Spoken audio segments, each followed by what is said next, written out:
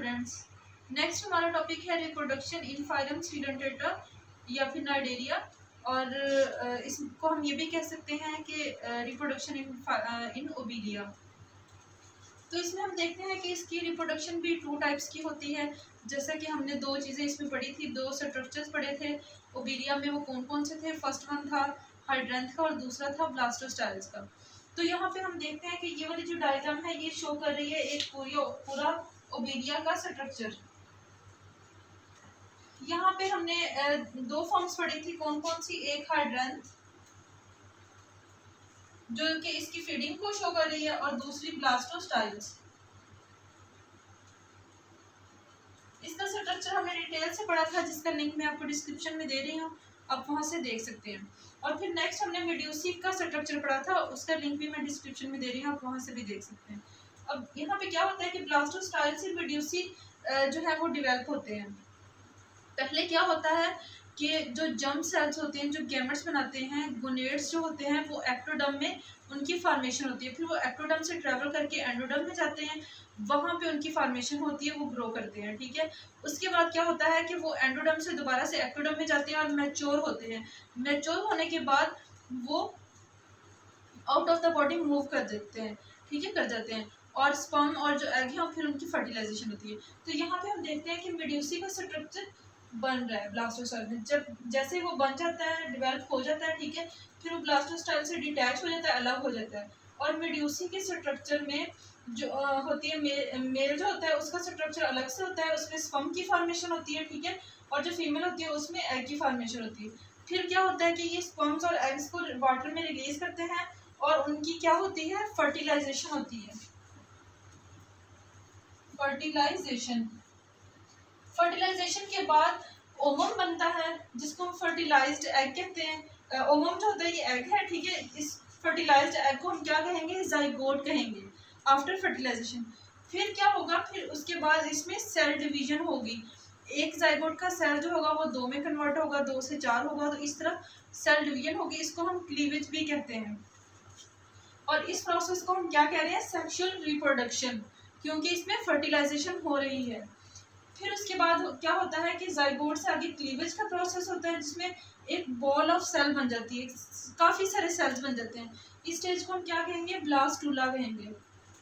फिर उसके बाद क्या होगा कि ब्लास्टूला जो है वो ग्रेन्यूला में कन्वर्ट होगा, गैस्ट्रूला बना देगा। क्या बना देगा? गैस्ट्रूला। गैस्ट्रूला इसमें क्या है? ब्लास्टूला से नेक्स्ट स्टेज है, जिसमें एक कैविटी बन जाती है, जिसको हम ब्लास्टोसील कहेंगे। और बाहर वाली उसकी सराउंडिंग में, पेरिफेरी में सेल्स की जो है लेयर्स बन जाती हैं। इस गैस्ट्रूला का अगर हम स्ट्रक्चर देखें तो ये ऐसा बन जाएगा। पेरिफेरी पे सेल्स ही सेल्स होंगे, ठीक है, काफी सारे सेल्स की लेयर होंगी और दरमियान में एक कैविटी बन जाएगी, जिसको हम क्या कहेंगे? ब्लास्टोसील। गैस्ट्रूला के बाद वाली स्टेज है प्लैन्यूला लार्वा की।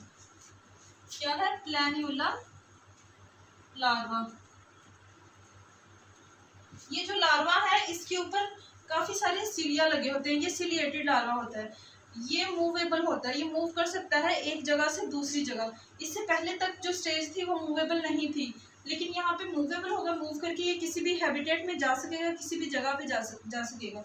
फिर उसके बाद क्या होगा? इसमें और ग्रोथ होगी, डिफरेंट स्ट्रक्चर्स बनेंगे बर्ड्स के थ्रू, डिफरेंट बर्ड्स बनेंगे, बर्ड्स के थ्रू डिफरेंट स्ट्रक्चर्स बनेंगे और ये एक पूरा कंप्लीट ओबीलिया बन जाएगा। और इस प्रोसेस को क्या हम कहेंगे?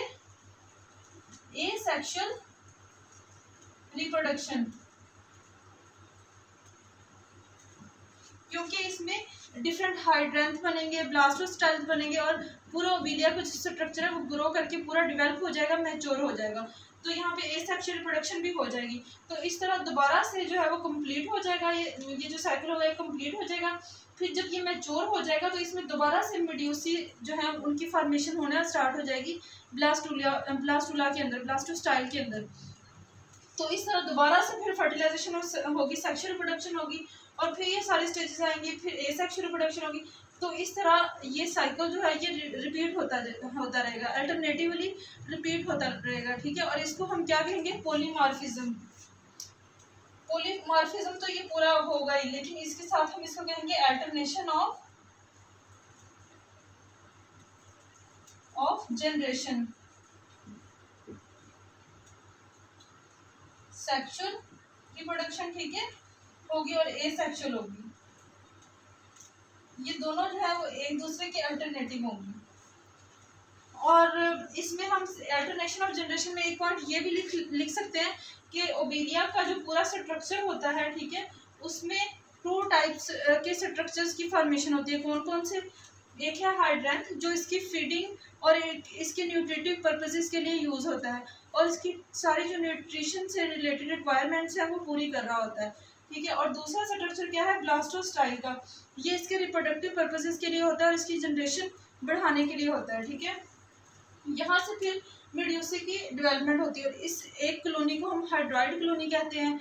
और यहाँ पे इस तरह अल्टरनेशन ऑफ जनरेशन होती रहती है कि पहले सेक्सुअल रिप्रोडक्शन होगी, फिर एसेक्सुअल होगी, फिर सेक्सुअल होगी। तो इस तरह से 2 जो जनरेशन है वो अल्टरनेटिवली इस तरह पाई जाएंगी। I hope